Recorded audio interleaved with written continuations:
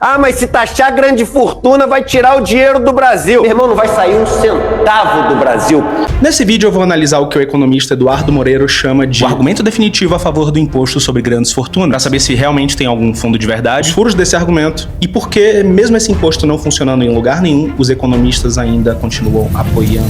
Ah, mas se taxar grande fortuna vai tirar o dinheiro do Brasil. Não repete nunca mais essa besteira. Tá bom, vamos descobrir por que a gente não pode repetir essa besteira. Só pra você ter ideia, existem vários modelos, várias propostas, William e Vivian, de taxar grandes fortunas. Sim, existem várias propostas e segundo essa matéria aqui, são 37 em tramitação. Eu fiz questão de analisar cada uma delas e compilar todos os dados nesse mapa mental. 37 propostas. No mapa mental tem disponível cada uma das alíquotas, a base de tributação e todas as informações. Por exemplo, uma delas é o seguinte: o que tiver acima de 20 milhões de reais de patrimônio, acima de 20 milhões, e aí? Tem muita gente assistindo que tem mais de 20 milhões de reais de patrimônio? Sim, algumas dessas propostas começam tributando 20 milhões. Só que 18 dessas propostas começam tributando entre 2 e 5 milhões. Inclusive, 6 delas são de depois de 2020. E eu acredito que tem muita gente aí que tem 2, 3, 4 imóveis em São Paulo, por exemplo, ou em alguma capital e não se acha rico. Mas para efeitos dessa lei, seria considerado rico. E a propósito, eu espero que tenha muitas pessoas me assistindo que tenham mais de 20 milhões de reais. Mas como você pode ver, tem vários projetos e grandes fortunas não necessariamente é a partir de 20 milhões. Mas essa não é a pior parte ainda. Ouve o que ele tem a dizer depois. E tem gente que fala que não é nem patrimônio, é de investimento só. Não, isso é categoricamente falso. Ninguém aqui tá falando que é apenas sobre investimento. Nenhum desses projetos fala que é apenas sobre investimento. Praticamente todos os projetos diz o quê? Diz que vai ser considerada riqueza bens e direitos de qualquer natureza. Isso pega desde ações, empresa, carro, casa, tesouro direto. E se você não acredita em mim, tudo bem, vamos olhar no mapa mental que eu fiz com todos os PLPs e com todas as informações. Por exemplo, PLP 281 de 2016, base de cálculo, montante total dos bens e direitos que compõem o patrimônio do contribuinte. MP 190 de 2021, base de cálculo, somatório de todos os bens e direitos de qualquer natureza. PLP 277 de 2008, valor conjunto dos bens que compõem a fortuna. PLP 201 de 2020, somatório de todos os bens declarados. Novamente não é sobre investimento, mas você vai ver por que é importante pro argumento dele dizer que é sobre investimento. Ou seja, casa não conta, iates não contam, só de dinheiro investido no banco. Eu não faço ideia de onde ele tirou que seria só investimento, mas eu desconfio que seja porque em alguns projetos está dizendo que o imposto vai incidir sobre o patrimônio líquido e ele deve ter achado que era sobre líquido de liquidez do investimento. E não é verdade, não é líquido de liquidez de investimento, é líquido de patrimônio e bens de qualquer natureza, menos dívidas. Mas acima de 20 milhões de reais, por exemplo, tem gente que fala o seguinte: vamos taxar em 0,5% ao ano. Cara, de 37 projetos, apenas 3 tributam patrimônio de 120 milhões em 0,5%. Os outros 33 varia de 1% até 6%. Então é mais provável que para esse patamar a tributação seja entre 1 a 3%. Muito difícil passar disso. Um caso prático, real. O cara tem 120 milhões de reais. 20 milhões de reais não entra na conta. Aí os outros 100 milhões de reais, o cara no ano tem que pagar 0,5%. Quanto que é 0,5% em cima de 100 milhões de reais? São 500 mil reais. Aí alguns já pensaram, pô, mas 500 mil reais, o cara vai tirar o dinheiro do Brasil. O cara tem 100 milhões de reais aqui. Só que você fala assim, mas vem cá, esses 100 milhões de reais do cara não é de investimento? Não, não é de investimento. A quanto esse dinheiro está aplicado no Brasil? A 13,75%. Sabe quanto esse cara ganha de dinheiro no Brasil? Ele ganha 13.750.000 reais sem fazer nada. Percebeu o que ele fez aqui? Primeiro ele reduz todos os projetos de lei a investimentos para mostrar que o rico está se beneficiando porque não pega todo o patrimônio. E depois ele reduz todos os investimentos a Selic, que na época que ele fez esse vídeo, que foi no ano passado, se eu não me engano, a Selic estava 13,75%. Mas eu te faço uma pergunta: tudo tá investido na Selic? Claro que não. Tem gente que tem menos 90% nas americanas, tem gente que tem um CDB que tá pagando 90% do CDI, tem gente que faz locação de imóveis e recebe 0,4% talvez do valor do imóvel por mês. E na verdade, nem que ele estivesse falando apenas de Tesouro Selic, ele estaria certo. Porque se você tivesse 120 milhões, você levaria 10 anos para você comprar 120 milhões de reais em Tesouro Selic, porque não sei se você sabe, mas existe uma limitação de você comprar 1 milhão por mês na pessoa física. Ou seja, em 10 anos comprando Tesouro Selic, o investidor teria pegado 6% no governo Temer, 2% no governo Bolsonaro, 16% com a Dilma, 13% no final do governo Bolsonaro, e agora no Lula, naquela época do vídeo, estava nesse patamar, só que já caiu para 10,75%. E durante todo esse período de 10 anos, não teria batido os chips americanos, que renderam basicamente 0%. E eu acredito que isso responda a próxima pergunta dele. Qual outro lugar do mundo que ele tem isso? Com a inflação, como o Brasil, que é uma inflação abaixo da média, grandes economias do mundo? Os chips americanos que pagaram 0% bateram o nosso rendimento da Selic, porque o real desvalorizou, é uma moeda fraca e o dólar é mais forte.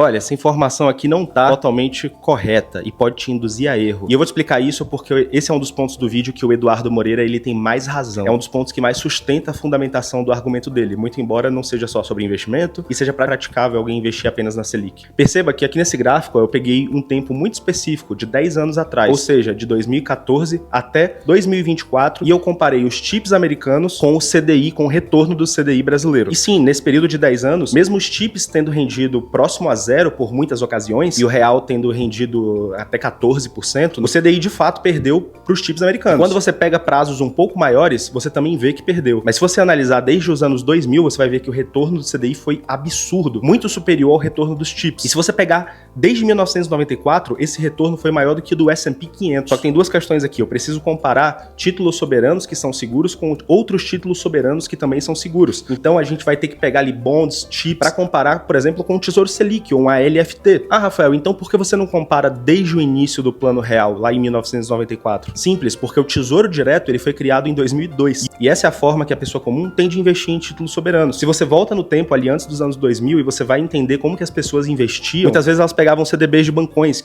aqueles CDBs bem ruins, que entregavam retornos ali de 70%, 80% do CDI. E aí, analisando a partir de 2002, em que a pessoa consegue de fato comprar o Tesouro Selic, o mercado brasileiro ele já está mais estabilizado. A inflação também já está mais estabilizada. E agora você vê que os retornos começaram a cair, perdendo para os chips americanos. Quando a gente analisa o CDI por si só, a gente vê que o retorno foi monstruoso. Mas lá atrás, no momento de muita insegurança, no momento em que o mercado de renda fixa brasileira era um mercado altamente especulativo. Então, quando a gente pega essa base do argumento do Eduardo Moreira sobre a Selic, ele fala expressamente: entrega um alto retorno com inflação controlada. Qual outro lugar do mundo que ele tem isso? Com a inflação, como o Brasil, que é uma inflação, ela está ali na média e até para baixo da média das grandes economias do mundo? Então a gente tem que analisar períodos em que existia o alto retorno com a inflação controlada. Como que eu vou pegar 1994, em que a inflação estava saindo do controle? Então, eu só queria pegar esse ponto para ser honesto e mostrar que nesse ponto aqui, especificamente, o Eduardo Moreira ele tem muita razão. A renda fixa brasileira é uma baita oportunidade. Mas eu vejo alguém que teria coragem de colocar 100 milhões lá desde 1994?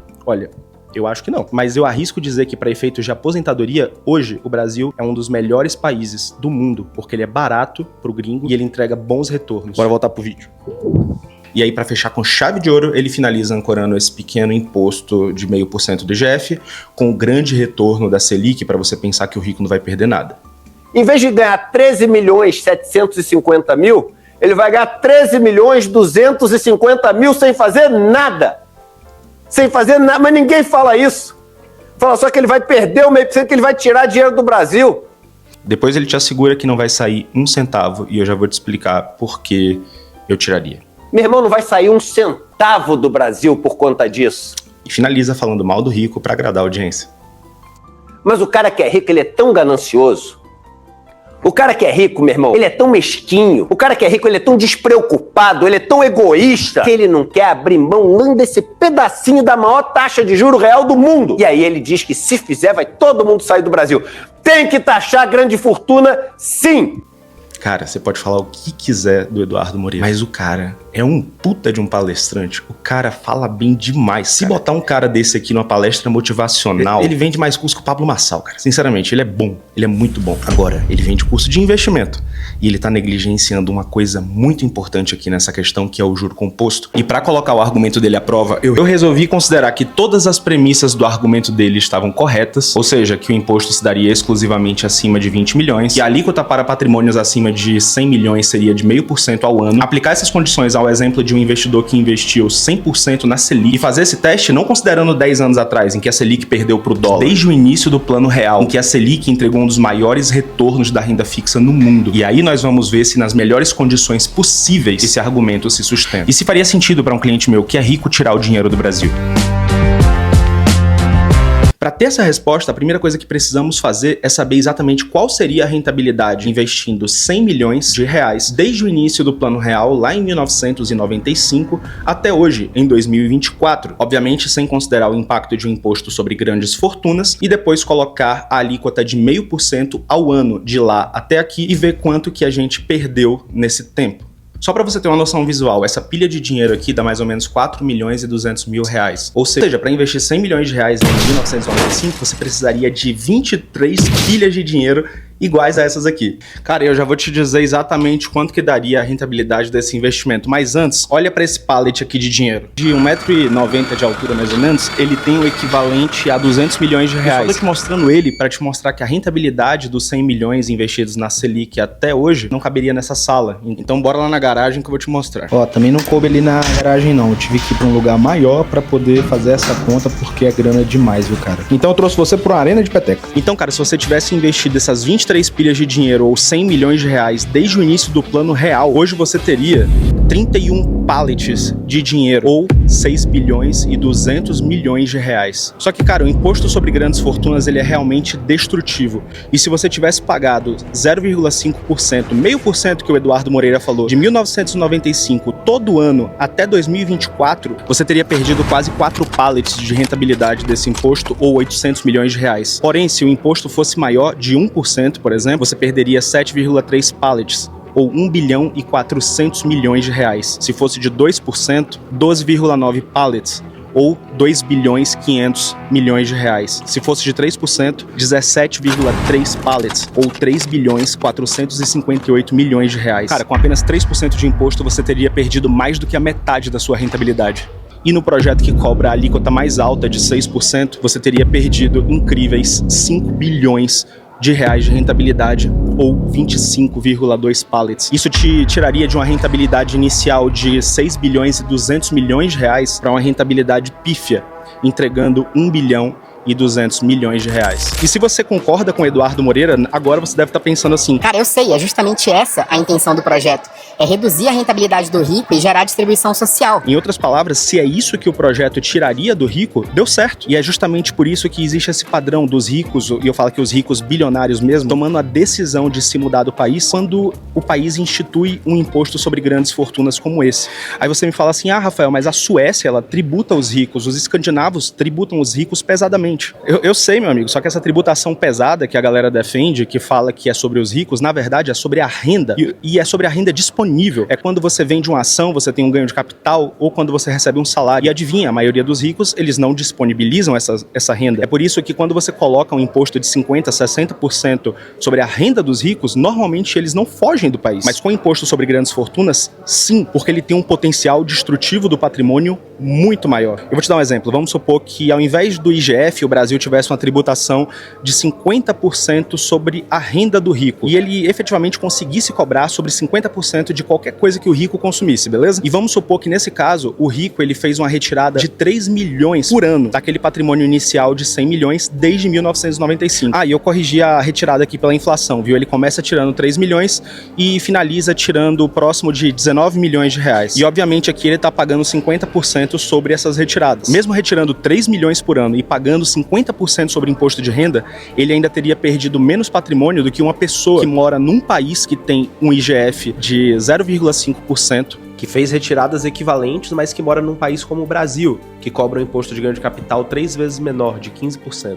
É exatamente por isso que o IGF é um imposto totalmente ineficaz, porque ele precisa da colaboração dos ricos. E é exatamente por isso que o Rodrigo Odair, que você estava criticando no início, Eduardo, ele estava falando que é mais fácil, até as pessoas da sua área concordam com essa afirmativa.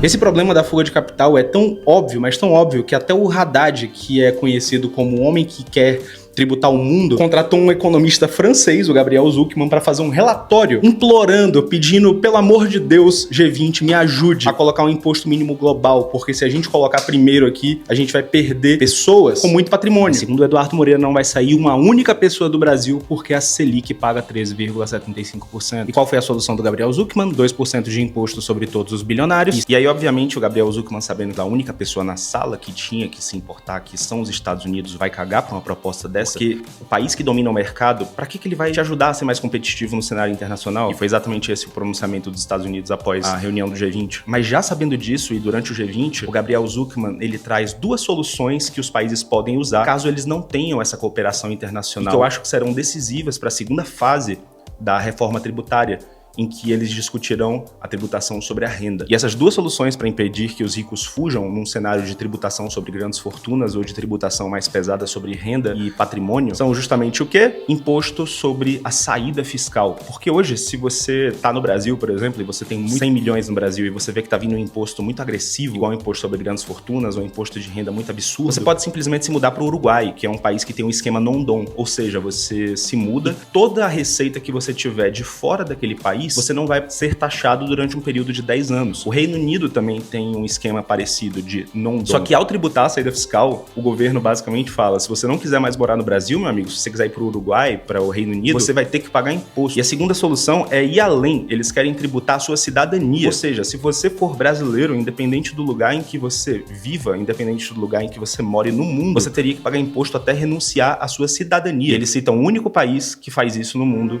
que é os Estados Unidos. Só que esse é um ônus que os Estados Unidos conseguem colocar sobre seu cidadão milionário porque ele dá vários incentivos. Vou te dar o exemplo do McDonald's Europa para você entender. O McDonald's Corporation é uma empresa americana, só que essa empresa ela é conhecida como transnacional porque ela está praticamente em todos os continentes, todos os países. E como que eles operam, por exemplo, na Europa? Eles colocam um monte de franqueado ali em todos os países para vender hambúrguer e esses franqueados, em contrapartida, têm que pagar royalties para o McDonald's. Só que se o McDonald's recebe royalties direto nos Estados Unidos, eles vão ter que pagar imposto sobre esses royalties recebidos. Então o que o McDonald's faz? Ele busca dentro da legislação americana um estado de exceção que garanta uma vantagem tributária. E depois ele busca em um entreposto comercial um intermediário europeu, algum país que dê a mesma vantagem. Por exemplo, de 2009 até 2013, eles estabeleceram uma empresa justamente em um entreposto de exceção desse, em Luxemburgo. E essa empresa, por sua vez, estabeleceu uma sucursal na Suíça e uma sucursal americana. A sucursal suíça é uma sucursal neutra, então ela consegue receber os royalties dos franqueados da Rússia, Ucrânia e da União Europeia como um todo. Esses royalties, então, são repassados para a sucursal americana. E aí que entra essa brecha, porque à época daquela legislação,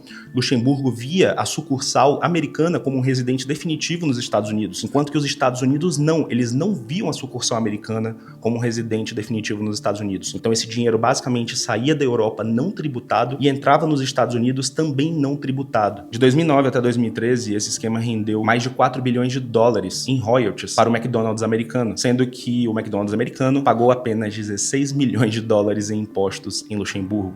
Olhando para essa questão, Luxemburgo, que é um paraíso fiscal, foi pressionado a fechar essa brecha. Mas você acha que os Estados Unidos cooperou de alguma forma com isso? Para que eles iriam cooperar se isso reduziria a competitividade deles no cenário internacional? Em vez disso, o McDonald's moveu uma estrutura similar para o Reino Unido, que tem um esquema também de non-dom, que hoje eles conseguem fazer basicamente a mesma coisa que eles faziam em Luxemburgo. E quando o Reino Unido fechar essa brecha, eles podem ir para Singapura. E quando Singapura fechar essa brecha, eles podem ir para Irlanda. E quando a Irlanda fechar essa brecha, eles ainda terão Delaware. E assim o jogo vai seguindo. Porque enquanto a legislação geral, a legislação padrão é feita para mim e para você, as exceções são fabricadas e construídas para os bilionários e para essas empresas. E aí você pode me perguntar, mas o que os Estados Unidos ganham com isso? É trazendo dinheiro e não tributando esse bilionário? Ô, meu amigo, primeiro, o domínio de mercado. Eles concentram hoje mais de 50% de todo o valor do mercado global. E você acha que isso vem apenas da produtividade e da tecnologia? Claro que não. Isso vem de uma cooperação entre os bilionários e o poder político. Eu não sei se você sabe, mas nos Estados Unidos o lobby ele é legalizado. Então, mesmo os bilionários não pagando impostos, eles podem fazer doação para fundações, eles podem fazer doação para partidos políticos, eles podem fazer doações para causas que eles apoiam e eleger aqueles políticos para digitar os rumos do país e do mundo. E é exatamente por isso que eles não têm nenhum interesse em entrar em qualquer tipo de cooperação com a proposta dessa aqui do Haddad. Porque quando o cara fala isso no G20, o que os americanos estão ouvindo é: você tá querendo mexer nas minhas gavetas, cara. Você tá querendo pegar nos bilionários, cara. Tá aqui que eu vou te ajudar a ser mais competitivo no cenário global. Mas isso só prova que essa galerinha mais idealista, que fica chamando os Estados Unidos de país colonialista e não sei o que, sei que lá, imperialista, perde toda a coragem e fica mendigando quando descobre exatamente como o sistema funciona. É claro que eles entendem que eles não conseguem taxar os bilionários. Então por que eles continuam defendendo essas ideias? Justamente porque na falta de conseguir tributar esse cara que ganha muito dinheiro, o próximo é você. É exatamente por isso que os países mais idealistas, ao tentar fazer essa tributação do rico, eles acabam atingindo não o rico, mas a pessoa comum. Olha a Noruega, por exemplo, que é um dos poucos países que ainda tem esse imposto sobre grandes fortunas. E você acha que eles tributam as pessoas que têm acima de 20 milhões de dólares, acima de patrimônios super grandes, igual o Eduardo Moreira estava falando aqui no Brasil? Não, eles tributam pessoas que têm patrimônio acima de 160 mil dólares. Isso não dá nem 4 anos do salário médio do norueguês. E você acha que é diferente na França? Eles começaram tributando fortunas, entre aspas, acima de 1,3 milhões de euros. Isso deve dar o quê? 3 apartamentos em Paris? Talvez eu esteja até fora da realidade, talvez seja menos. E sim, eles começaram naquela ideia de tributar patrimônio líquido, mas quando eles viram que o patrimônio líquido estava fugindo, estava escoando do país, basicamente alteraram a lei para cobrar esse imposto apenas sobre real estate, que é a propriedade imobiliária, que é justamente o que a parcela mais comum da população detém. E pela inflação imobiliária no mundo, isso pode fazer com que muitas pessoas que herdaram imóveis percam seus bens. Até mesmo economistas ali que estão mais alinhados ao espectro do Eduardo Moreira, eles têm dificuldade de identificar um país em que efetivamente existe essa justiça tributária, de identificar o país em que o rico efetivamente paga imposto. Olha essa entrevista aqui da Roberta Garcia, do ICL, que é a plataforma do Eduardo Moreira, inclusive. E nessa entrevista ela pergunta ao André Roncalha qual que é o modelo de país que consegue ter essa justiça tributária e ter esse impacto social mais acentuado.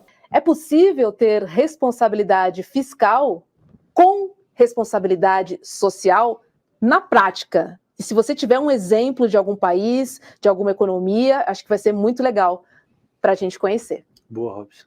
E ele dá uma volta, ele contorna, ele veja bem, ele não consegue dar uma resposta direta. Então vamos dizer assim, os pessoal da Faria Lima, eles gostam de dizer que não tem responsabilidade social sem responsabilidade fiscal. Eu inverto a lógica. Para mim não pode haver responsabilidade fiscal sem responsabilidade social, porque o propósito do Estado é justamente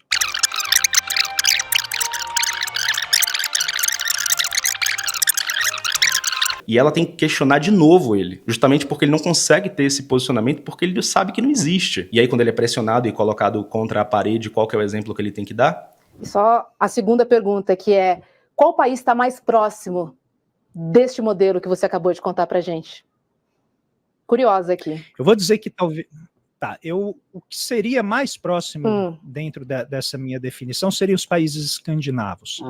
Então ali é onde você encontra o que hoje a gente conhece como os maiores estados de bem-estar social, em que o governo tributa de maneira progressiva, ou seja, ele tributa pesadamente os mais ricos e tributa mais levemente as pessoas de mais baixa renda.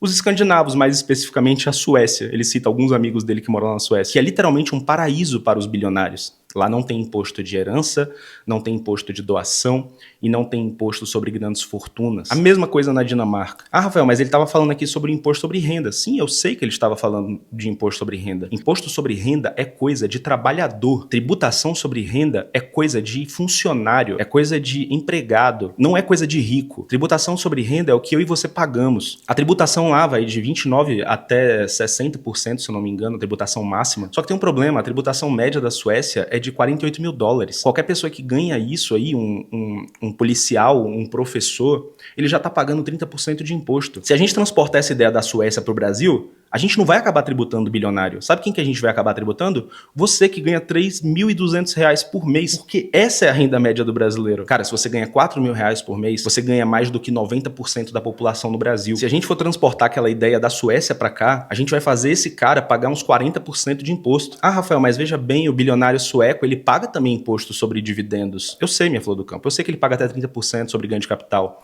mas enquanto o funcionário mais bem remunerado na Suécia tá pagando 60% de imposto de renda, aquele médico, o desenvolvedor de TI, o bilionário está pagando metade disso, ele paga 30%, porque provavelmente, se ele for pagar algum imposto, vai ser pela realização de capital. Ele provavelmente vai vender algumas ações e sobre o ganho de capital ele paga 30%. E talvez ele nem faça isso, porque como os juros da Suécia é relativamente baixo, ou de outros países como os Estados Unidos, que tem moeda forte, é relativamente baixo, ele pode simplesmente pegar um empréstimo. E sobre empréstimo você não paga dinheiro, porque como diria Robert Kiyosaki, é assim que se cria dinheiro e você não taxa a máquina de criar dinheiro e de imprimir dinheiro, que são os bancos. If I borrow money, guess what? Do I pay taxes on debt? I guess no. Why is that? Why is debt tax free? Because that's how money is created. E mesmo depois de não ter conseguido dar um único exemplo de um país que tributa patrimônio e bilionários, e ainda citar um país escandinavo que não tem imposto alguns relevantes sobre propriedade, como a Suécia, que não tem imposto de herança, doação e sobre grandes fortunas, e também provavelmente sabendo que os países que implementaram esse tipo de imposto hoje não conseguiram obter sucesso em tributar o bilionário, o André Roncalha e o Eduardo Moreira no Flow Podcast fazem o quê? Eles dobram a aposta. E eles novamente focam nesse imposto, buscando sempre o argumento da justiça social. E o argumento da justiça social, ele é irrelevante para esse debate. Se vai ser melhor, pior, é irrelevante discutir isso se você não sabe ainda se é possível. E nenhum país conseguiu. Nesse trecho aqui eles falam de uma pessoa que teve rendimentos de 1,3 bilhão de reais em um ano e pagou imposto apenas sobre 100 milhões de reais. Então um sujeito que pegaram lá, ele ganha 1,3 bilhão de reais no ano. Um pesquisador do IPEA pegou esse dado para ilustrar. Ele pagou imposto em cima de 100 milhões. Não é que ele pagou 100 milhões de imposto. É. Ele pagou imposto em cima de 100 milhões. 100 milhões era o 100% dele para receita. Isso aí. Isso. É a base tributável dele para a receita. Ou seja, a alíquota efetiva de imposto que ele pagou foi minúscula, 0,000. Enquanto o trabalhador, ele paga 27,5% na fonte. E ele diz que isso é um absurdo. Ainda que seja um absurdo, é assim que os bilionários operam no mundo. Porque os países não sabem como fazer essa tributação. Então, o que eu quero te dizer é que essa conversa, ela não é sobre tributar bilionário. Muito embora o André Roncalha fale que as pessoas que têm um palio e que têm uma casa fiquem com medo de que seja com elas. E eu gosto de usar esse exemplo para a pessoa não achar, não, então, quando tiver imposto sobre grande fortuna, vai pegar aqui o meu palio. Né? Vai pegar aqui a minha casa de campo. Não, a gente está falando de pessoa que tem riqueza tão obscena que ela fala assim, as casas que eu tenho nos vários países que eu vou. E sim, elas têm medo de que seja com elas. É óbvio que elas têm medo de que seja com elas. Esse é um discurso muito cínico, que as pessoas não caem mais. E a gente pode dar bons exemplos. Quando colocaram o imposto de renda de até 27%, que na época, se eu não me engano, era até 35%, falaram que seria apenas sobre o rico. E hoje só quem paga são os mais pobres, que começam a pagar nessa faixa, já descontado na fonte, igual ele mesmo fala. Quando começaram as discussões sobre tributação de offshore, falaram que era para prejudicar o rico, que era para tributar o rico. E não, no final das contas, eles reduziram o imposto de 22,5% para 15%. Das pessoas que lucram mais de 5 milhões de reais por ano, enquanto que você que tinha uma isenção de 35 mil na venda mensal, eles acabaram com essa isenção para você. Essa lei foi uma transferência gigantesca de renda da pessoa normal para os super ricos. E eles estão usando novamente a mesma justificativa. Você tem que apoiar as grandes fortunas porque não é para você que tem um palio, não é para você que tem um Renegade financiado, mas no final é para você. Eu te lembro, são 18 projetos nesse mapa mental aqui que começam tributando entre 2 e 5 milhões de reais. Já, cara. A inflação vai pegar esses apartamentinhos que você tem e você será um milionário quando você menos notar. Eu não tô dizendo que o dinheiro vai fugir do Brasil, que o dinheiro vai sair do Brasil, que o bilionário vai ser amanhã. Eu não tenho essa propriedade, eu não sou economista. E eu também não vou ficar aqui dizendo se isso é bom ou ruim, pra mim não faz diferença. O máximo que eu posso fazer é ajudar pessoas a proteger o seu patrimônio e organizar a sua sucessão pra pagar menos impostos. Eu não faço isso porque é melhor pro país, porque é melhor pro mundo. Eu faço isso porque eu simplesmente não quero pagar impostos, porque eu não quero que você pague também. E porque é assim que eu ganho meu dinheiro. E se você quiser agendar uma reunião aqui no escritório pra falar sobre planejamento patrimonial, estamos de portas abertas. E se você quiser ajudar esse canal a crescer, difundindo ideias de economia tributária para que você entenda como pagar menos impostos, eu disponibilizei aquele mapa mental e outros materiais aqui que estão dentro desse vídeo, fontes, num link da Hotmart que você pode comprar por apenas R$90.